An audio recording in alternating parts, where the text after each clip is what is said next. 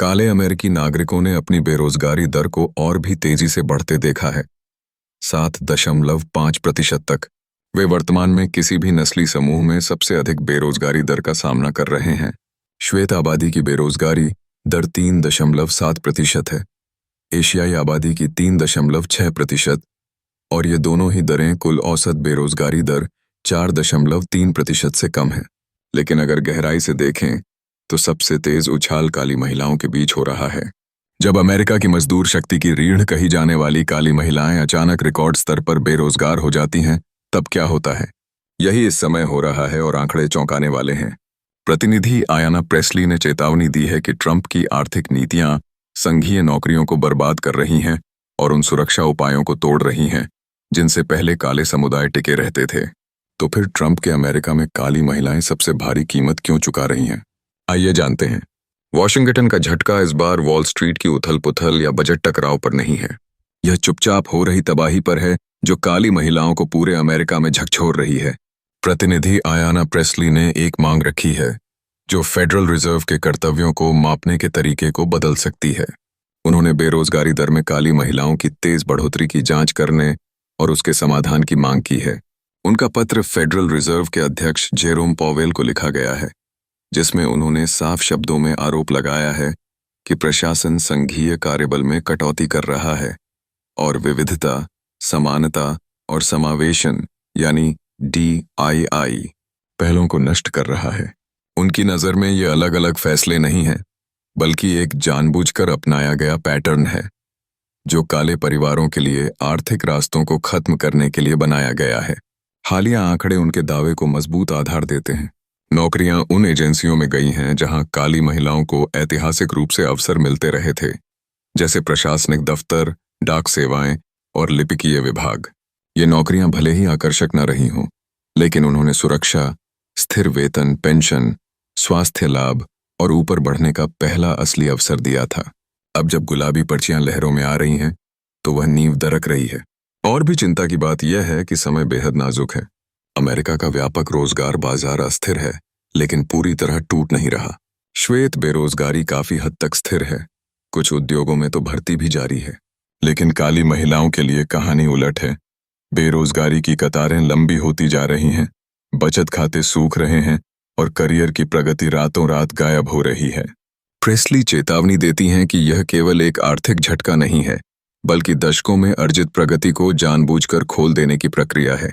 उनकी चुनौती federal reserve के सामने रणनीतिक भी है और प्रतीकात्मक भी। फेड का दोहरा दायित्व है अधिकतम रोजगार और स्थिरता, लेकिन ऐतिहासिक रूप से यह दायित्व केवल औसत आंकड़ों में मापा गया है। प्रेस्ली का कहना है कि औसत आंकड़े असमानताओं को छिपा देते हैं। अगर नस्लीय और लैंगिक असमानताओं को दूर नहीं किया गया तो फेड अपना मिशन पूरा नहीं कर रहा। वह पूछती हैं, अधिकतम रोजगार कैसे संभव है अगर वे महिलाएं जो पूरे समुदायों को संभाले हुए हैं रिकॉर्ड गति से काम से बाहर कर दी जाएं? इस चिंता की पृष्ठभूमि ट्रंप की व्यापक आर्थिक नीति है। उन्होंने खुद को सरकार में दक्षता के पक्षधर के रूप में प्रस्तुत किया, लेकिन उनकी दक्षता का मतलब रहा है आक्रामक ढंग से कार्यबल को घटाना। पूरा विभाग खोखला कर दिया गया, कार्यक्रम बंद कर दिए गए और नौकरियां मिटा दी गईं। वॉशिंगटन के बाहर इन कदमों को अक्सर लागत में कटौती की सुधार योजनाओं के रूप में बेचा जाता है, लेकिन प्रेस्ली बताती हैं कि असली कीमत कौन चुका रहा है? काली महिलाएं, जिन्होंने ऐतिहासिक रूप से संघीय रोजगार को मध्य वर्ग तक पहुंचने की सीढ़ी के रूप में इस्तेमाल किया। इसके साथ ही ट्रंप प्रशासन ने DEI पहलों को खत्म किया। कार्यकारी आदेशों और नीतिगत बदलावों से वे सुरक्षा उपाय हटा दिए गए जो पहले निष्पक्ष भर्ती और पदोन्नति की प्रक्रिया को मजबूत करते थे। कई काली महिलाओं के लिए ये पहल अतिरिक्त नहीं थीं, बल्कि जीवन रेखा थीं। इन सुरक्षा उपायों के बिना पुराने अवरोध फिर से मजबूत हो गए। पदोन्नति सूख गई, भर्ती के अवसर घट गए और पक्षपात बिना रोक टोक लौट आया। प्रेस्ली का यह आह्वान केवल आंकड़ों का नहीं, बल्कि गरिमा का सवाल है। वह फेड पर दबाव डालकर यह सवाल उठाती हैं, क्या अमेरिका की वित्तीय संस्थाएं प्रणालीगत असमानताओं का सामना करने को तैयार हैं या उन्हें चुपचाप और गहरा होने देंगी? अगर ट्रंप की नीतियां दशकों की प्रगति को इतनी जल्दी खत्म कर सकती हैं, तो दूसरी लहर में और क्या क्या नष्ट हो सकता है? और अगर फेड कार्रवाई से इनकार करता है, तो वह उन लाखों परिवारों को क्या संदेश देगा जिनकी स्थिरता गायब हो रही है। ये लड़ाई केवल आंकड़ों से आगे है। असल सवाल यह है कि क्या अमेरिका काली महिलाओं को अपनी मशीनरी के लिए खर्च होने वाले पुर्जों के रूप में देखता है या अपने भविष्य के लिए अनिवार्य वाहक के रूप में। लेकिन असल सवाल यह भी है कि ट्रंप की नीतियों में ऐसी कौन सी बातें थीं जिनसे बेरोजगारी इतनी तेजी से बढ़ गई, और असर सबसे ज्यादा इसी समूह पर क्यों पड़ा। जब प्रतिनिधि आयाना प्रेस्ली ने फेडरल रिजर्व से जवाब मांगा तो वे किसी अस्पष्ट प्रवृत्ति की ओर इशारा नहीं कर रही थीं। वे सीधे तौर पर ट्रंप के उन नीतिगत फैसलों की ओर इशारा कर रही थीं जिन्होंने काली महिलाओं को सबसे बड़ा झटका दिया। पहला स्तंभ था संघीय कार्यबल में आक्रामक कटौती। ट्रंप प्रशासन ने एजेंसी बजट घटाए और स्टाफ कम किया। कई विभाग जैसे शिक्षा विभाग, पर्यावरण सुरक्षा एजेंसी और सामाजिक सुरक्षा प्रशासन, जहां काली महिलाएं बड़ी संख्या में काम करती थीं, अब लगभग खाली हो गए हैं।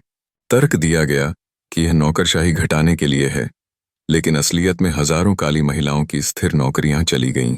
दूसरा स्तंभ था विविधता, समानता और समावेशन, यानी DEI। पहलों की व्यवस्थित समाप्ति। ये पहलें अपूर्ण थीं लेकिन बेहद जरूरी। इन्होंने परामर्श, निष्पक्ष भर्ती और अवसरों की निगरानी सुनिश्चित की थी। काली महिलाओं के लिए, जो नस्ल और लिंग दोनों की चुनौतियों से जूझती हैं, ये नीतियां जीवनदायिनी थीं। ट्रंप प्रशासन ने इन्हें राजनीतिक हस्तक्षेप कहकर हटा दिया। प्रशिक्षण बंद किए गए, जवाबदेही समाप्त की गई और वे कार्यालय भंग कर दिए गए जो निष्पक्षता पर नजर रखते थे। परिणाम यह हुआ कि पुरानी असमानताएं लौट आईं। तीसरा पहलू ट्रंप की विचारधारा से जुड़ा है। उन्होंने संघीय कर्मचारियों को आलसी और बेकार कहकर बदनाम किया। इससे न सिर्फ कटौती को वैधता मिली, बल्कि उन कामगारों का सम्मान भी छीना गया। काली महिलाओं के लिए संदेश बेहद कठोर था। राज्य न केवल तुम्हारे श्रम को छोड़ रहा है, बल्कि तुम्हारी कीमत भी घटा रहा है। इन नीतियों का असर निजी क्षेत्र पर भी पड़ा। कई कंपनियां संघीय सरकार की तरह DEI प्रतिबद्धताओं से पीछे हट गईं। भर्ती में फिर से पक्षपात लौट आया और अवसर कम हो गए। इस तरह दशकों की मेहनत और संघर्ष से मिली प्रगति कुछ वर्षों में मिट गई। सुरक्षा तंत्र और अवसरों की सीढ़ियां जिन पर काली महिलाएं चढ़ पाई थीं, अचानक गिर गईं। यह बेरोजगारी संयोग नहीं, बल्कि सीधी राजनीतिक नीतियों का नतीजा है। लेकिन आंकड़े पूरी कहानी नहीं कहते। जब किसी समुदाय की मुख्य कमाने वाली महिलाएं एक साथ बेरोजगार हो जाती हैं, तो परिवार और मोहल्ले टूटने लगते हैं। कई काली परिवारों में महिलाएं ही प्रमुख कमाने वाली होती हैं। वे नौकरी के साथ बच्चों, बुजुर्ग माता पिता और रिश्तेदारों की देखभाल भी करती हैं। जब उनकी आय चली जाती है तो पूरा परिवार संकट में पड़ जाता है। तुरंत असर यह होता है, मकान की किश्तें छूट जाती हैं, राशन का खर्च घटता है, बिजली पानी कटने लगते हैं। काली महिलाओं की आय पूरे परिवार के लिए आधार होती है, इसलिए नुकसान गहरा और तेजी से असर करता है। काले इलाकों की छोटी दुकानें भी प्रभावित होती हैं। Beauty salon, restaurant, day care और कपड़ों की दुकानें। जब कामकाजी महिलाओं की आय गायब होती है तो ये कारोबार भी बंद होने लगते हैं। यानी वॉशिंगटन में एक नौकरी कटने से बाल्टीमोर, डेट्रॉइट और जैक्सन की गलियों में दुकानें बंद होती हैं। यह संकट अगली पीढ़ी की उम्मीदों को भी तोड़ देता है। दशकों तक काले परिवार अपने बच्चों से कहते थे कि संघीय नौकरी करो, वहां स्थिरता और न्याय है। लेकिन अब नए स्नातक जब घर लौटते हैं तो उन्हें रास्ता बंद मिलता है।